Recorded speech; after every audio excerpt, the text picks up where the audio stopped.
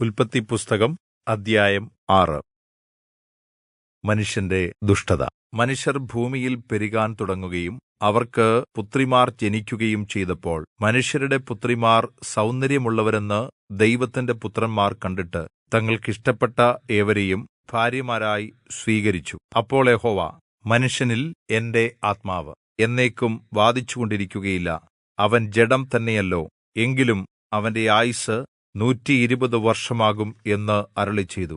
അക്കാലത്ത് ഭൂമിയിൽ മല്ലന്മാർ ഉണ്ടായിരുന്നു. അതിന്റെ ശേഷവും ദൈവത്തിന്റെ പുത്രന്മാർ മനുഷ്യരുടെ പുത്രിമാരുടെ അടുക്കൽ ചെന്നിട്ട് അവർ മക്കളെ പ്രസവിച്ചു. ഇവരാകുന്നു പുരാതനകാലത്തെ വീരന്മാർ.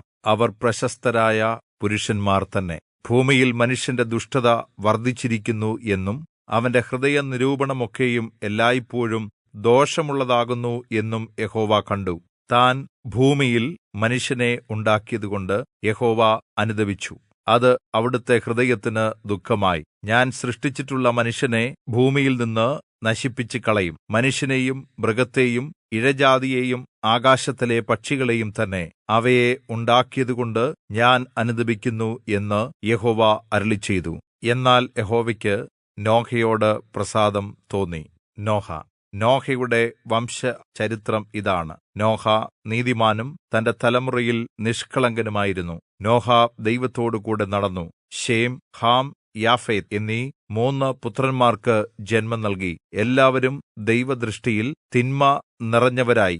ദൈവം ഭൂമിയെ നോക്കി. ഭൂമിയിൽ എല്ലായിടത്തും വഷളത്തം വ്യാപിച്ചു. മനുഷ്യർ എല്ലാവരും ജീവിതകാലം മുഴുവൻ വഷളത്തത്തിൽ ജീവിച്ചിരുന്നു. ദൈവം നോഹയോട് കല്പിച്ചതെന്തെന്നാൽ, മനുഷ്യകുലത്തിന് അന്ത്യം വരുത്തുവാൻ ഞാൻ നിശ്ചയിച്ചിരിക്കുന്നു. ഭൂമി അവരാൽ അതിക്രമം കൊണ്ട് നിറഞ്ഞിരിക്കുന്നു. ഞാൻ അവരെ പൂർണ്ണമായി നശിപ്പിക്കും.